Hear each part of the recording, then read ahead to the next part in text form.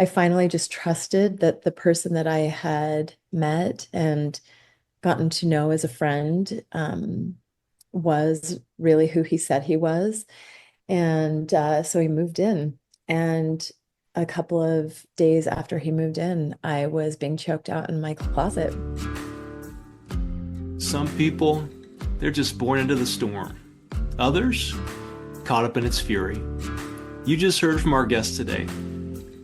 Welcome to How People Grow, the podcast, season 2. In this season, we're going to hear from a former heroin addict, a religious outcast, a Native American, former soldiers, all seeking something more. So tell me this, what makes a survivor rise? It's resilience, which is the ability to fight and to bounce back. I've been long fascinated by this subject because life is hard, and I've walked in the shadows, and here's what I've learned. The strongest hearts are often the most broken. Hi, I'm David Achata. Great to meet you. I've navigated many worlds, from the corporate space to the complex world of faith. Welcome to the podcast. Today we have, I don't know what I would call you except maybe the world's most interesting woman. Oh my gosh, I accept. I mean, to me, I accept. So, in this season, we've been talking about resilience, and I came across Brooke Lark on a Facebook page, and it was a picture of her. Maybe you had a backpack on or something. I don't remember, but it was a story about your departure from your marriage after some hard things were happening. You decided you would leave, and you just started over. And I tagged that, Brooke, to come back to, and I came back to it months later, and I started researching and listening to your podcast, which is called Big Mama Magic. And I had no idea the box of surprises I was opening by digging into your story. And I thought if anyone represents the story of resilience, I think that you're one of them. Oh, And thank you. you've just overcome so much, and here you are today, and you seem happy and peaceful. And so, Brooke, welcome, and I would love to hear, how would you like to introduce yourself?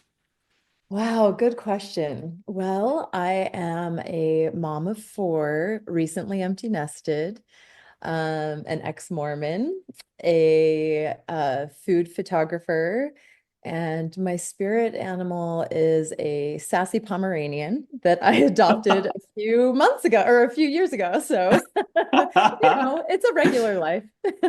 I love it. My spirit animal is my dog Ace. He's our cockapoo. Oh, He's so positive. I mean, he just wants to always be with me. Is your dog like that? yes, I adopted I was babysitting this little Pomeranian, and the friends contacted me. She's 8 years old, and they said, "We keep seeing her picture on your Instagram, and she's so happy. Do you want to keep her?" And I was like, "Yes, I feel like she's an extension of my whole soul." And she is just, she runs the whole world, and she doesn't know that she's 6 inches wide. Well, Brooke, you may have heard this or maybe not, but my brother-in-law is a veterinarian, and he says that our animals, definitely certain breeds of dogs have their unique personalities, but they will take on the personality of their owner. Mm, that's so beautiful to think about. Oh yeah, like I have this cockapoo, and they're all friendly and positive, but mine comes into the clinic and he's working the room, you Okay. know. So anyway, you said about your Pomeranian rules the world. Oh, yes. I mean, She is that just, you though?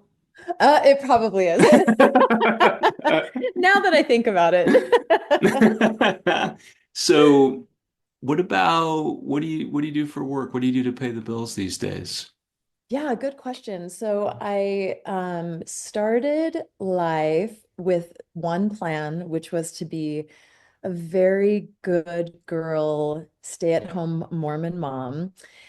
And then life had other plans, and I ended up stepping away from the church. That turned into a divorce kind of unexpectedly. And overnight, I became in charge of everything, childcare, bills. And I had no plan whatsoever, but I had started a little blog. And so I just kind of threw myself into that. It quickly transitioned into food photography, which was an utterly unexpected career choice for me. I didn't know that you could make money as a food photographer. And over the course of a couple of years, we started getting really busy and I had to hire on other people. And all of a sudden I was like, oh, we're a creative agency. So I now run Larke Creative Agency out of Salt Lake City. I'm actually sitting in our studio, which is called Larke Connection Studio. And yeah, we do these beautiful big scale productions for lifestyle brands. So food and gift brands come to us and we develop their photography and video for their websites and ads. Awesome. Yeah. Well, one day I may use you. I need some help. All right. Call me anytime. So I'll call you or I'll come visit you.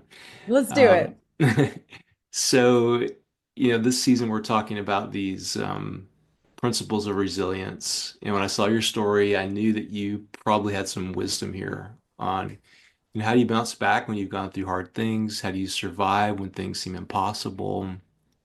And so I want to ask you about like what do you think the resilience principle is that your story really embodies? And then we'll go back in time because I want people to hear where you've been and what you've come through. So what would you say is probably the resilience principle that makes sense for your story?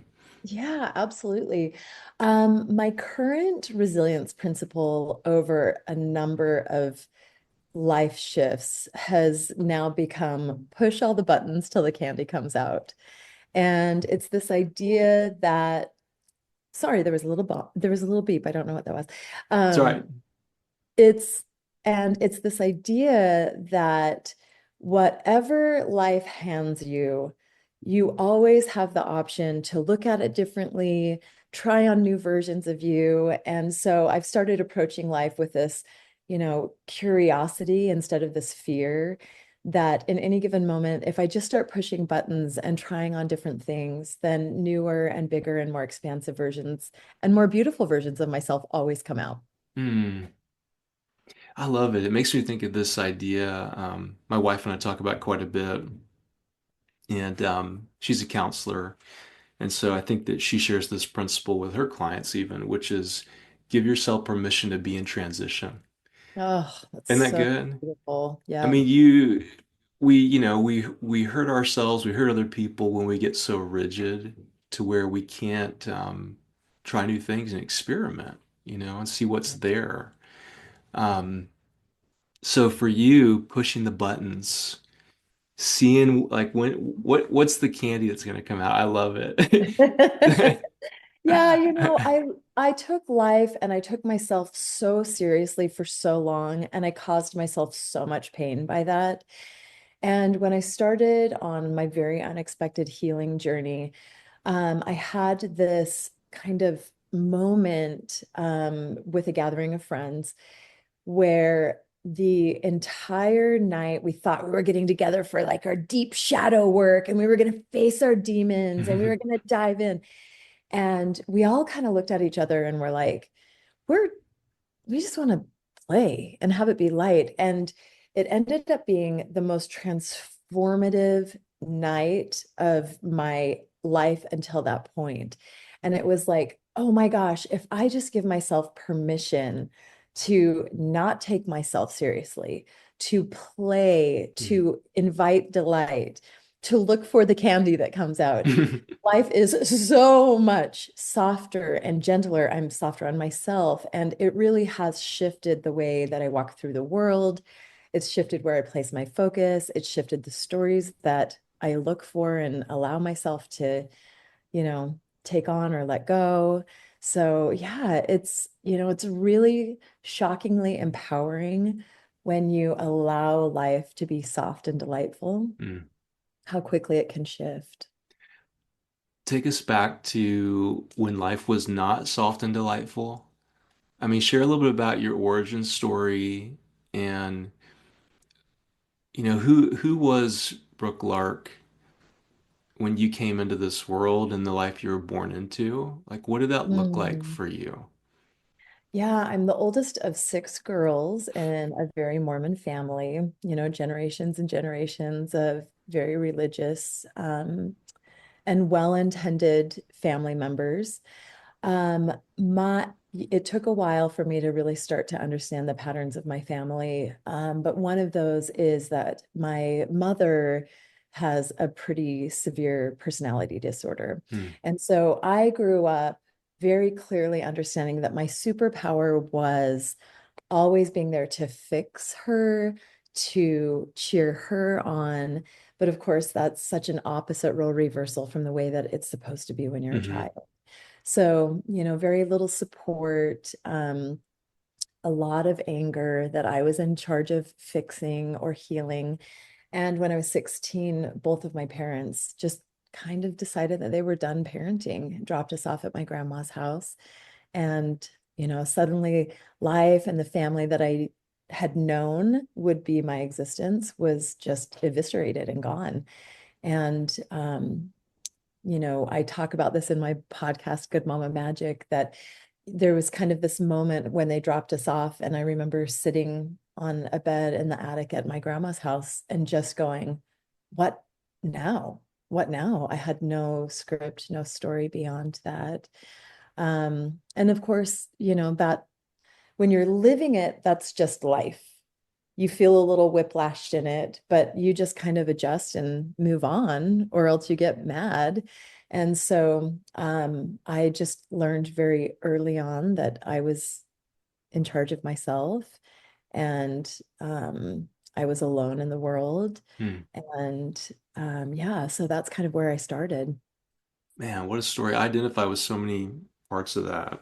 I Mm, mean, just the whole idea of it might be a generational thing too. Like we were part of the generation whose parents either checked out or worked a lot or checked yeah. out by working a lot. And not a lot of family around. You kind of have to tell yourself this story that if it's going to get done, I'm going to have to do it. I mean, do Yeah. you identify with that? Absolutely. And, I think one of the things now that I'm older and finally like picking apart my patterns and trying to understand myself is recognizing that I actually don't know what it's like to be supported and having to learn how to be supported, right? Like a very Mhm. natural human thing should be that we need that connection and that support, and we get that safety. And really starting to understand all of the choices in my life that I made from not feeling safe and not feeling supported, and then learning how to do life differently. It has been a hell of a journey. I'm sure for you as well. Oh man. Oh yeah, totally. I mean, the thing about, my family was that um, we don't doubt that our parents love us. Um, but, like it's not an excuse. I mean, sometimes when people say things like to excuse their parents, like they were doing the best that they could. Well, the best that you could really hurt me. Yes, You know what I yes. mean? And I don't think it's dishonoring to just be honest and say, hey, I know you love me. I love you too. And like what you did back then really set me up for some problems. Yeah, I call that the and also principle. When I Uh-huh. learned that there's not one truth, there can be multiple truths. My parents can be doing the best that they knew how to do, and also it Hmm. caused me pain. Both things can be true. My gosh, that was like the first step in allowing what was happening with me to be real instead of pushed down. And, being able to allow yourself to feel what you felt as a kid, I think Hmm. is part of healing that Hmm. and moving forward as a whole and healthy adult. Yeah. Oh man, it makes me think of the like if you go to any 12-step meetings, one of the things that recovering addicts will say is that they had to learn that their feelings won't kill them. It's My like we shut God. ourselves down, because all the stuff that we felt was so painful. And I think a big principle of resilience is learning to feel your feelings.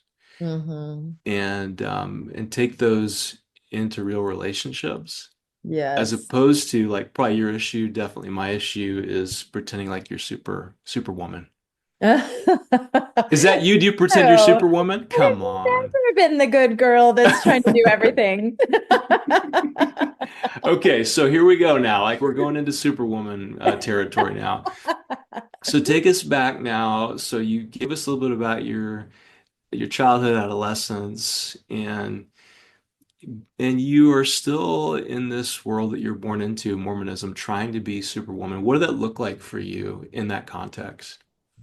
Yeah, so, when my family broke apart and then my parents left, I think I can look back now and see this girl that had no direction and no one to help her navigate these like really confusing teen years.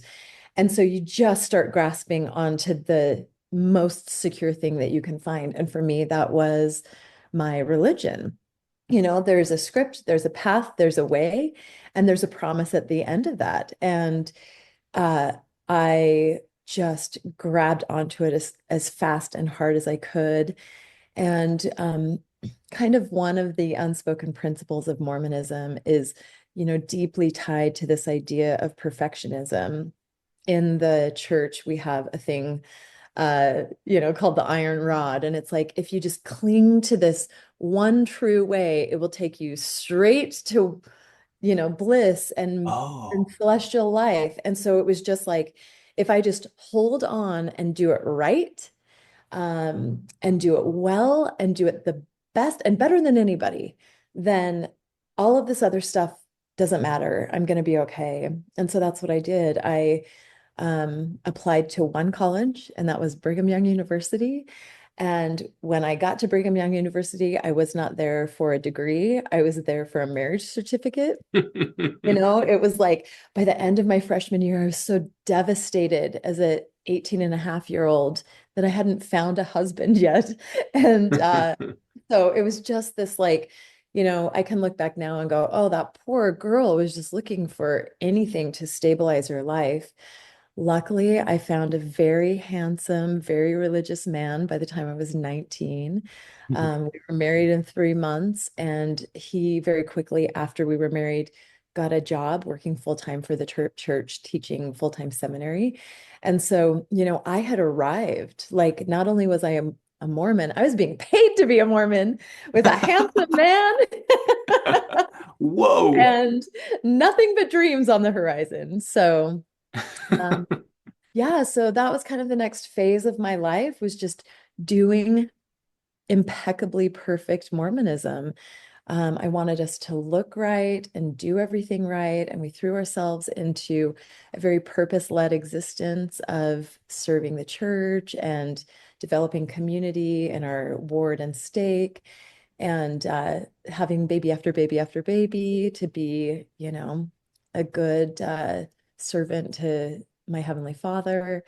And so I ended up with 4 kids really quickly. By the time I was 26, we had 4 little babies and a full-time job. And that's what I thought life was always going to be Hmm. until it wasn't. Yeah. Well, what's coming to my mind is this interview I just saw today with the record producer Rick Rubin. He was talking with Jay Shetty, and he was being asked, what was it like for you when you achieved your first like big life goal? Which Mm, for him was like a number one record. It was one of the first famous Beastie Boys albums. wow. And Rick Rubin said, he's like, I was incredibly unhappy.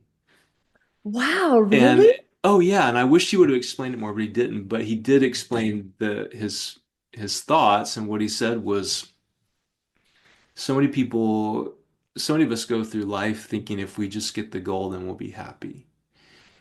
And we get it and we realize, oh, I'm not. And Mm, so you had your goal. You're being yeah. paid to be a Mormon. You're married to a handsome man. You're working the school. You're the mom. Yeah. But something was off for you. So what happened? Yeah, when my kids went to school, so my babies or our twins, they entered kindergarten. all of a sudden I was alone in a quiet house. And I think it really, I really had this like deep purpose inside of me that in the silence of my quiet house with my kids at school, I realized like I had this like itch to just scream, like I'm here, I matter. Something about my life needed to affect the world and touch the world and be seen and be heard. And, it was like screaming out of me, crawling out of me, but I didn't know what to do with that. And so um, as a church family, we were making very tiny dollars. We were always poor and needed more money. And I thought, well, maybe I could just start a little blog and help make $500 a month for dance lessons and for the boys to go to basketball. And so I did. I started a blog at the time. They were, the big thing that moms were doing. And that kind of started to give me this like understanding that I could create things that the world delighted in. Hmm. And very quickly, my blog grew. I started to travel and I loved it. I just felt like I had expanded my connections from my little world into the bigger world. And as a Mormon, that was a blessing because I felt like I was a living testimony of the truth of Mormonism.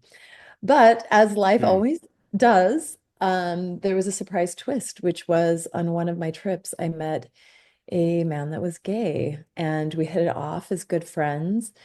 And it just short-circuited my software program. I couldn't make Mm. sense of how he could be so kind and so loving and so authentic because I had been given a dogmatic script that gay was bad and gay was dark and gay was a sin. And so that kind of started this, like glitch. Like I don't know how to make space for him in my life as what I know he is and still hold on to this doctrine of Mormonism. And so that, kind of started me trying to find ways to fit those pieces together. And the first thought was, well, God must be bigger than what I've been giving him credit for. And so that was like, okay, now I can be a Mormon and love my gay friend. But of course, when you start to question those original beliefs, I started to think, well, then what else have I not been giving Mm. God enough Yeah. credit for?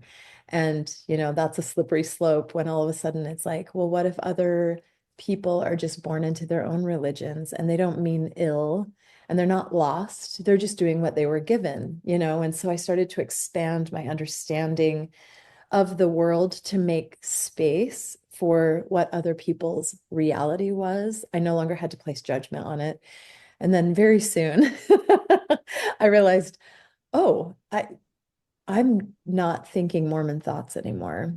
And Mm. so I really had to face, really a loss of faith in that original script that I had been given. Yeah, Brooke, it's interesting to think about how your story is, even though it's unique to you and your Mormon context, it's actually so similar Mm, to what so many people face with any belief they were born into. This rigid, this is the way it is, and then yes. learning, oh, it's actually more complex. Things are more flexy than I thought. You know, Yes. um, there's a book I'm reading right now by the former Archbishop of Canterbury called Passions of the Soul. And he talks about how we have these two flawed worldview pieces that our faith backgrounds give to us, these flawed Mhm. ways of seeing things. One is super rigid, shut out anything that threatens me. That's number one. Mm, yeah. Number two is just integrate it and give yourself over to it. Mm, So it's these extremes. yes. Yes. And he said, but there's a third way, and he calls it love. Oh, Isn't that good? so beautiful. I You didn't know, expect that to hit so yeah, entirely. right? What is that? What does that get stir up in you? I saw you grab your chest there. Yeah. Well, as you were going along, I was thinking about Fowler stages of faith. And one of the great comforts in my journey outside of my original church was this idea that it's actually a relatively universal path. You Hmm. get something concrete, you wake up and go, oh, Santa isn't real, then now I question everything that I have. But, stage 4 and 5 of faith is kind of a coming home to, a returning Hmm. to of the things that you were originally given, but now you take them on as yours. Hmm. And yeah, for me, there is just this uh I say often that leaving Mormonism was like stepping into Technicolor. Hmm. And when you live in this black and white world, I think that there are these versions of you that you have to close off. And when you trust that you can accept all languages and make them part of you and love them, Hmm. even when originally maybe you thought that things were scary, I feel like it's kind of the great invitation from life to trust life and to step into this space of magic that I didn't originally know life could be about. And when you trust that life can be Technicolor, it's so beautiful because Hmm. you don't have to be afraid of anything Hmm. and you can trust yourself and you can live open-heartedly Hmm. and you see things you never thought you'd see, and you feel things you never thought you'd feel. And so, but I love all of that being encapsulated with the term love because I Yeah. really think that is what love is. Hmm. Well, it's an appreciation. It's like, if, I mean, I'll just use my family as an example. My kids do things all the time I don't like. They disagree with me. They challenge me. It doesn't mean I have to give myself over to them. It means that they're them and I love them. They're in my orbit and I choose to share life with them. And I think that what the worst of the religious camp does is it teaches people, oh, you actually don't have to be connected to people. You can be Mm, disconnected and just connected to people who are like you. When the yeah. truth is, everybody who is, quote, like you is also hiding something. Yes. Yes. Everybody's got a secret in there that they're so afraid to bring out. Yeah. Um, and so you came to this place where you're like, I can't keep these feelings, these things inside of me, these different beliefs. So Yeah. how did you come out with that and leave Mormonism, and what was the cost of that for you? Yeah, great question. It's interesting because I think that often inside of a religious structure, you get these stories about people who leave the religious structure. And one of the great fears that I had when I started to question my familial given beliefs was this fear that I was sinning or I was dark or I was influenced by, dark spirits or Satan. And what the process actually was just intrinsically tied to integrity. And when I realized that I could no longer walk into church and look the people that I loved in the eyes, knowing that when I said I believe, they understood it to be, a series of um, commonalities. I felt like, and at the time, my husband, we talked so much about how we felt like it was a matter of truth to speak where we were, to speak what we were understanding at the time. And so there was a day, we kind of set a date on the calendar.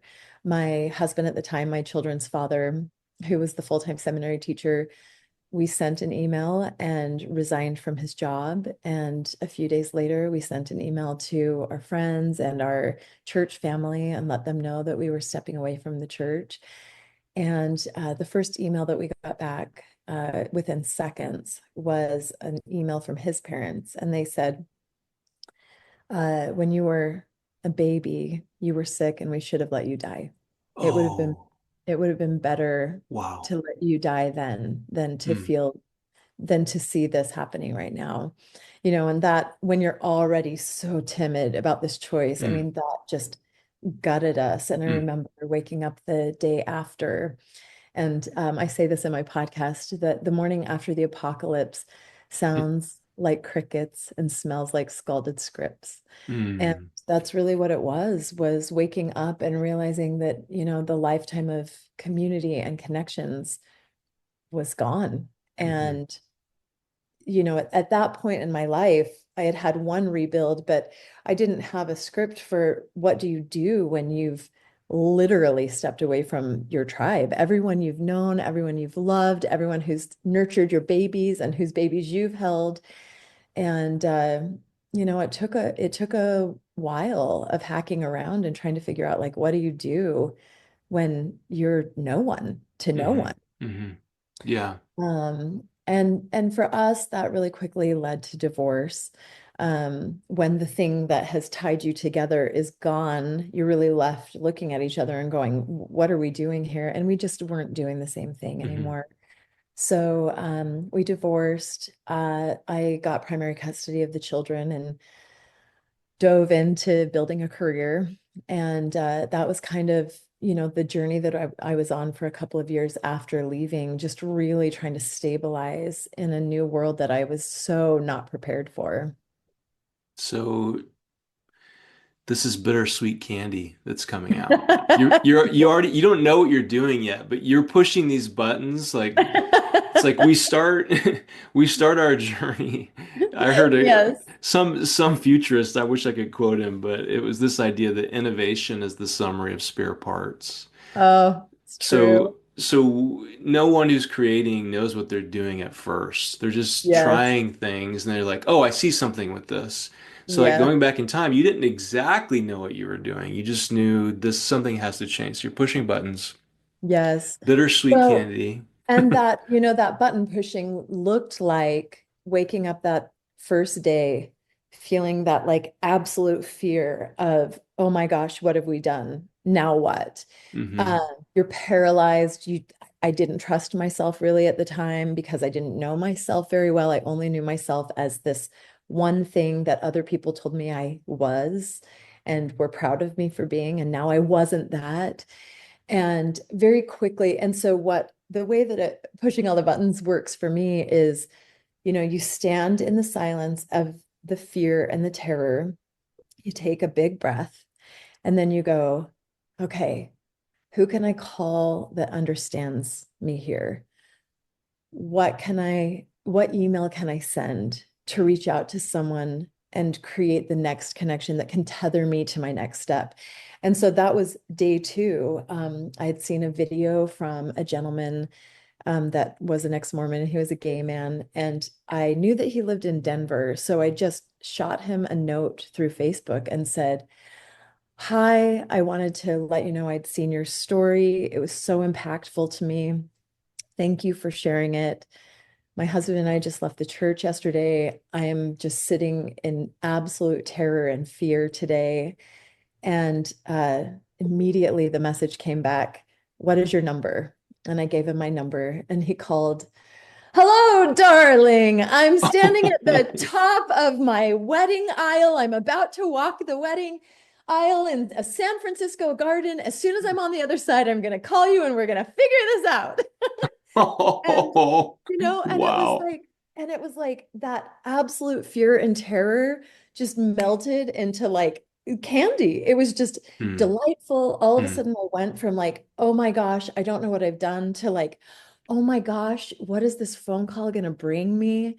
And, you know, it very quickly just started to be like, okay, who's just ahead of me that I can reach out to? Who's just ahead of me that I can talk to? Who can help me find that next step? And so, you know, instead of allowing that fear and terror to just completely be the quicksand that took me down, that quiet space and those little connections turned into the candy, you know? Hmm. Yeah. So, Well, listening to you, correct me if maybe I'm off on this one, but to me it comes back to the sweetness of integrity. Like it's hard to get the pushback from people who will disagree with you and who won't want you to change. Yes. But once you've made that move, then you find people who are around you who say, I've walked this path. I can Yes. walk with you. Yeah, it's Yeah. funny. I grew up in a background it's theologically a little bit different, but as far as culturally speaking, very similar to Mormonism. And Mm.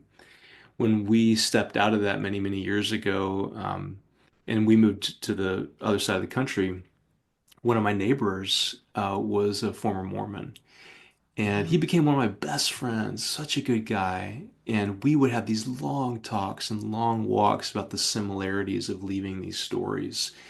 And just knowing I had a neighbor next to me, I could say, hey, was it like this for you? Oh, Oh, yeah, it was just like that.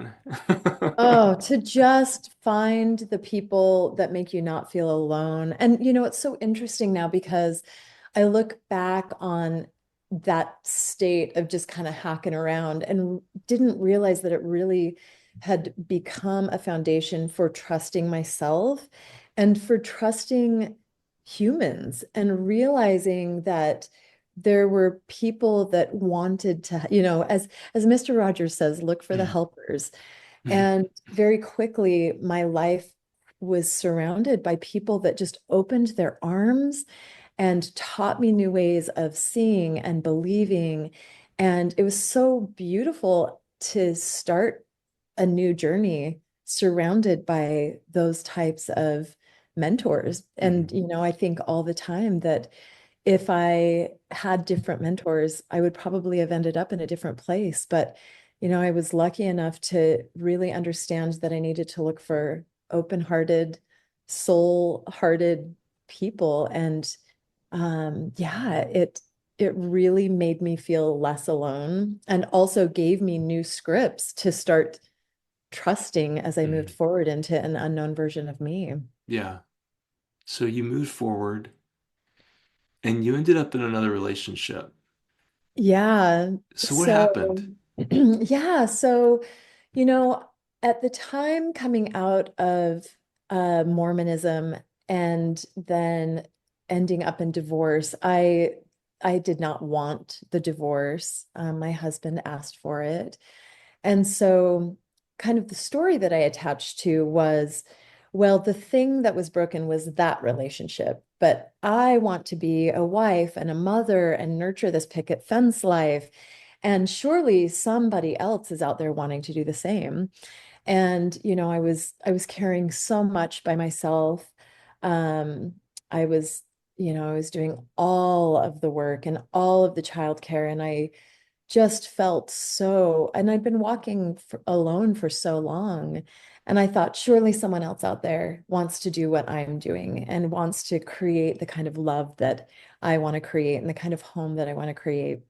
So I started dating, had a couple of boyfriends, and, through that process, started waking up to my own self and my own desires. And after a couple of breakups, ended up falling just head over heels in love with the soulmate of my life. And he was a man who was a former military vet with PTSD. He had seen some shit and he had learned some shit. And it was just like in our first couple of months of friendship, everything that I said, it was like, me too. I've always wanted a home like this. Me too. I've Mm, always wanted a life like this. Me too. I've always wanted to build businesses with my partner. Me too. And I just thought, oh my gosh, I found him. And so, after a couple of months of being friends, I had been a little bit reticent about his background, but I kept showing up and he kept showing up, and I finally just trusted that the person that I had met and gotten to know as a friend was really who he said he was. And so he moved in, and a couple of days after he moved in, I was being choked out in my closet. mm. Wow. And now I have words for that. It's called love bombing. At Wow. the time, I didn't know. Um, And yeah, and so that started 364 days of the most abusive and confusing and magnificent relationship that I've ever been given. So, Whoa. Oh man. That's a whole hour of a conversation right there. Love bombing? hmm Yeah, so what I know now is it's very common with narcissistic relationships, and particularly people with cluster B or narcissistic personality disorder, like diagnosable. But, a lot of people have been raised with narcissistic tendencies or patterns in their life. Um, it's very common that the first time that you meet a person or the first portion of the relationship is just laced in them masking and reflecting back who you are. And that's called love bombing. And so you get this like beautiful idealized version of them. So, he came in and just showered me in gifts and kind words. And I just thought that's what he was. Um, and, now I know that those initial like when you meet a person that is too good to be true, they probably are. And so that term is called love bombing, and it's very common early in a narcissistic Okay. relationship. Oh, interesting. Okay, okay, I get Yeah. it now. Yeah, so I know from listening to your podcast, this is how David and Brooke intersect. I saw I saw something about your story online about him going on a trip and a Yeah. backpacking trip. You joined him. It was horrible, and you decided this is it. I cannot be a part of this anymore. What Yeah. happened during that time? Yeah. So this was in 2020. COVID had hit, and we had so the way that these relationships tend to work that I know now, thanks to really good therapy, is you have this like initial meeting, and the love bombing lasts just enough to kind of get you into the state of being connected. And then this pattern starts, which is the abuse cycle, where everything is blamed on you. So whatever it is that you're doing it wrong. You Hmm. get in a fight. The fight, they dump all of their feelings on you. So you work extra hard to overcome and fix and heal. And then you have this state of being back in love. And so this cycle started relatively quickly in our relationship. And so a lot of people say, well, how if you were being choked out in your closet, how did you end up being married? And it's like you're always hinging on this promise of Hmm. this time I got Hmm. it. This Yeah. time I got it. Yeah. And this was now I know that this was very reflective of the patterns in my childhood. So I was just a sucker for them. And so, we were married a couple of months in, and, in and out of this abuse cycle. And then COVID hit, which none of us had ever experienced this. And it ended up being a big blessing for our relationship because it shut everything down that was causing the problem. So I was no longer in touch with friends. I was no longer leaving for Hmm. work. And Yeah. I was with him 100% of the time. And so it started to feel like we were making progress in our relationship. And then one day he announced that he wanted to go and hike the Colorado Trail. He was finally going to do something for himself. It was finally time. He had received enough love, and he understood that he was ready to finally heal. And so we left on this 500-mile through hike through Colorado.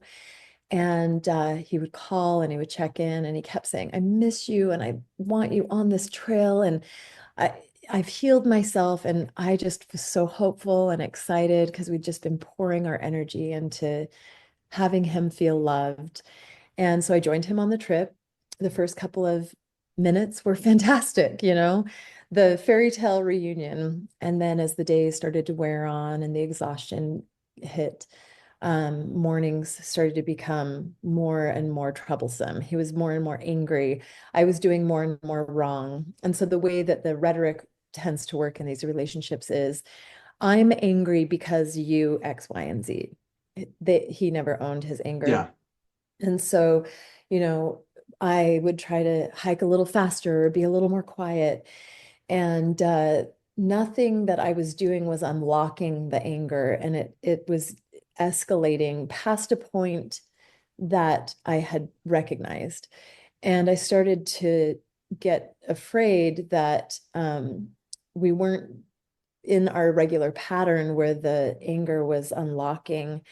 And so by the second day of just this escalating anger, we woke up. I went through the usual routine of pirouetting around all of his needs.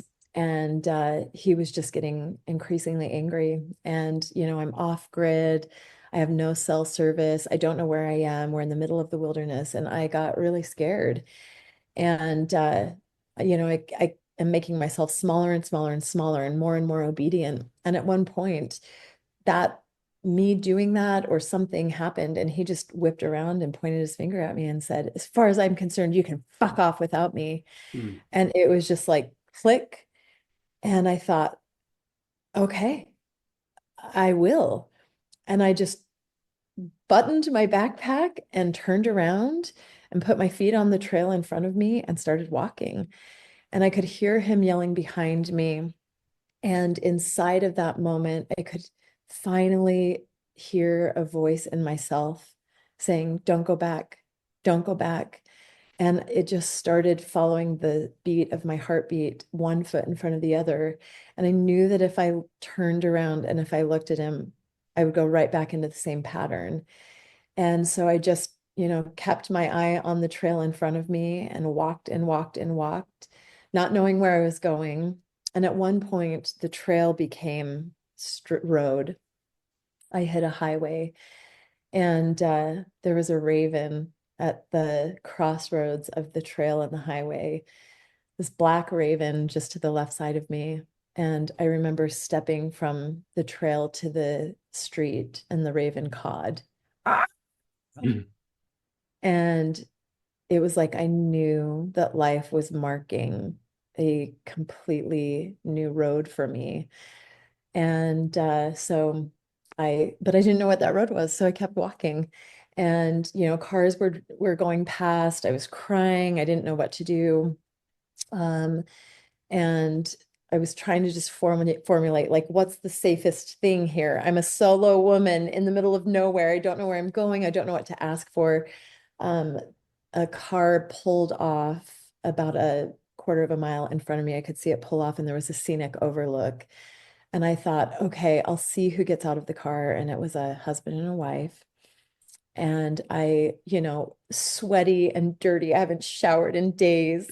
I just go walking up, trying to hold myself together. I know what I look like. And I just kind of keep my distance. And I say to them, uh, I'm so sorry. I just left my husband. He was, screaming at me in the woods. I don't feel safe. And I remember, you just know what this sounds like.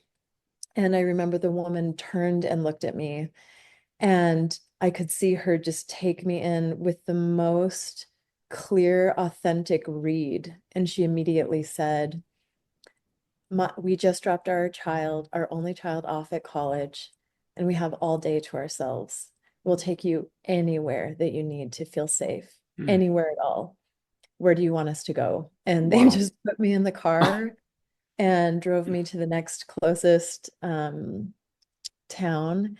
And I mean, they were so loving and so kind. And once again, the people that like began this new chapter were full of kindness and authenticity so that I could continue to believe in that.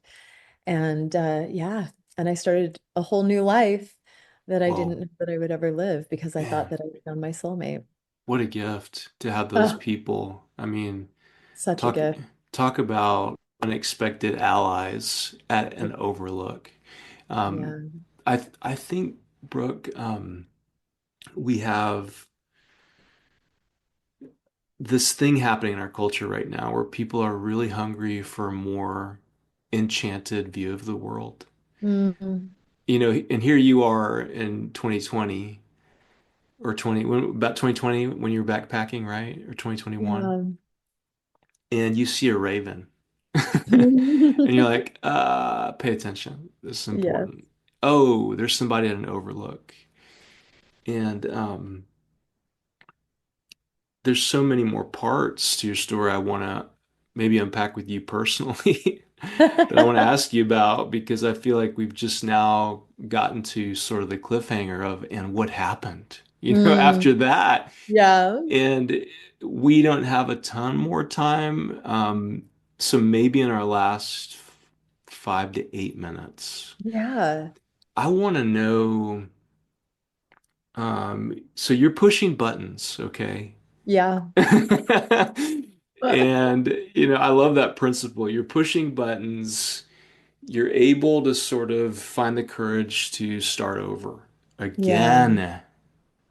Yes. And what kind of allies, helpers, principles, ideas have helped you since then as you've gained more self-awareness of who you are and come out to this wonderful person that I see who seems pretty peaceful and okay?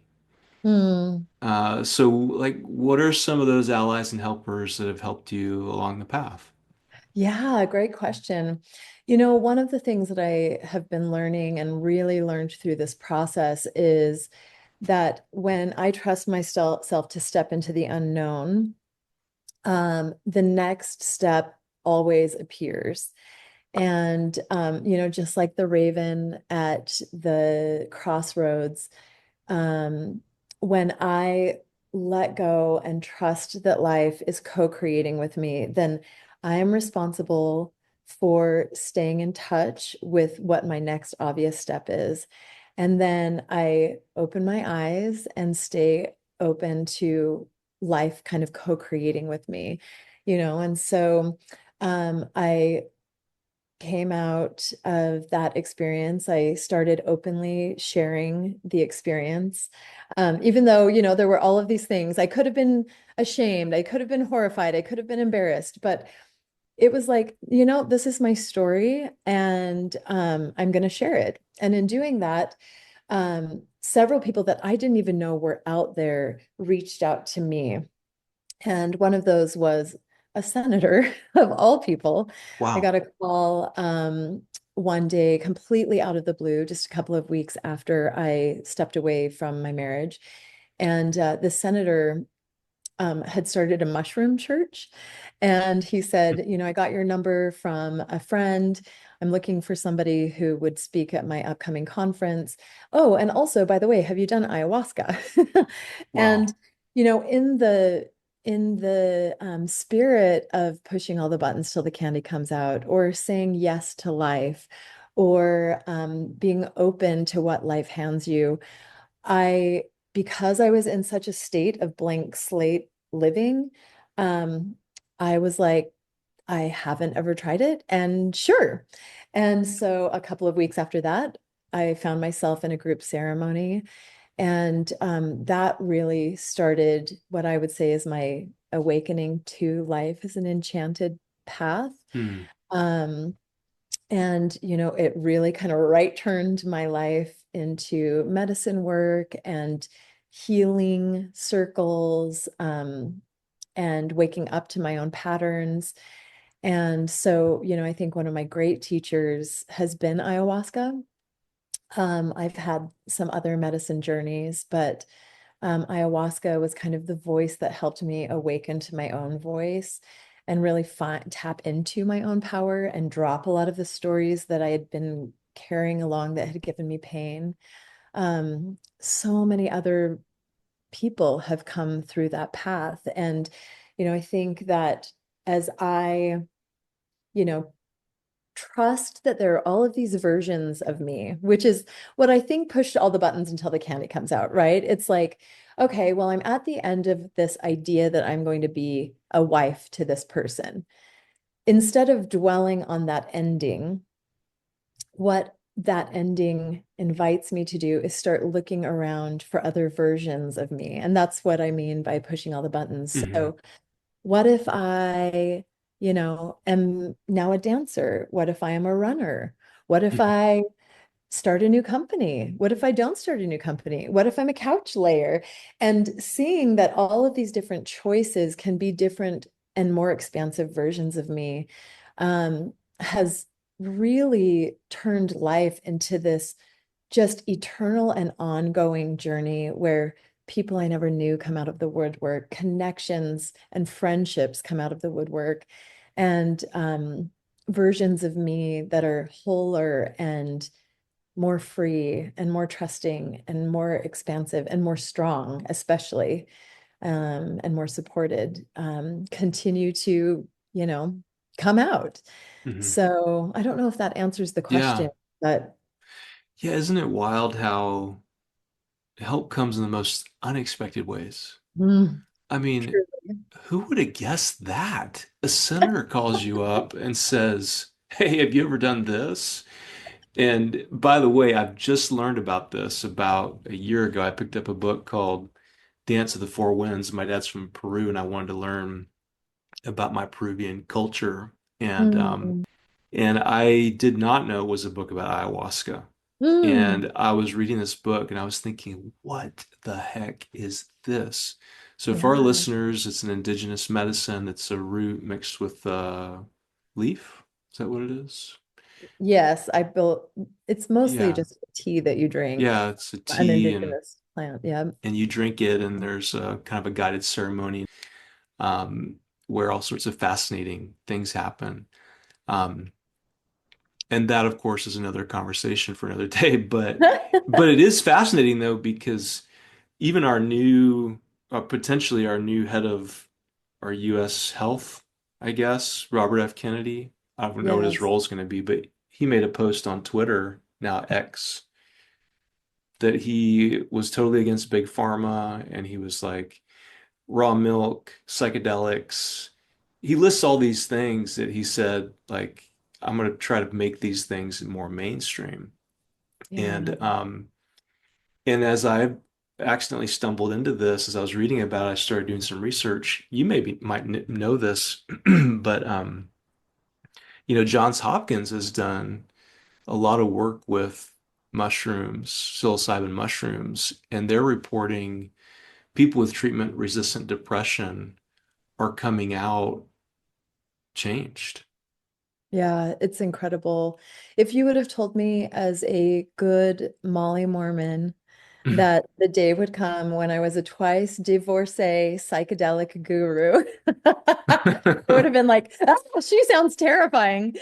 And Right. my very unexpected journey with medicine work, um, the incredible awakening and healing that the earth wants to offer us has been truly a profound walk. And my experience of it has been that everything has always been leading me, like a very loving earth has always been nurturing me and supporting me and leading me to my highest and most expansive self. And as we embrace, the dust that we came from, and the beautiful nature that grows around us, it puts us more and more in touch with ourselves, which I think is what, you know, God, universe, nature truly wants from us. That the true love story is to awaken to yourself, your true self, to learn that you are trusted by the universe and that you can trust what's coming through you, and that it may look crazy from the outside, but you're going to be led to ongoing versions of yourself that are ever more beautiful. Brooke, thank you so much for being here. Thanks for your wisdom, sharing your life experience. Push the buttons until the candy comes out. Push all of them, all of the buttons. Life can be as Wow. magical as you let it be. And the It, end is always a beginning. oh man, yeah. Thank you. And if people want to listen to your podcast or find you, how do they do that? Yeah, so you can find me at brookelark.com, or my podcast is everywhere that you find podcasts, from Spotify to Apple Music, and it's called Good Mama Magic. And I would just love for people to come and touch base and say hello as well. I'm on Instagram at Brooke Lark. Just wow. Thank you, Brooke. Thank you for sharing such a powerful and personal story. It's a reminder that the search for meaning for any of us is deeply individual. And as Bob Dylan said in his old song, the times they are changing. Why do you criticize what you don't understand? So, Brooke, we may not understand everything about your story, but thank you for sharing it. So if you thought that was wild, we are just getting warmed up. So next week, I'm bringing in a new friend from the last few years. His name is Vince Chamberlain, Captain Vince Chamberlain. And get this, he's my barber. I've been sitting with Vince for years, listening to him tell stories about his time in the Coast Guard, his transition out, his path to becoming a barber, all in the pursuit of serving others. He's a great guy. I can't wait for you to meet him. Come back next week. We'll see you then.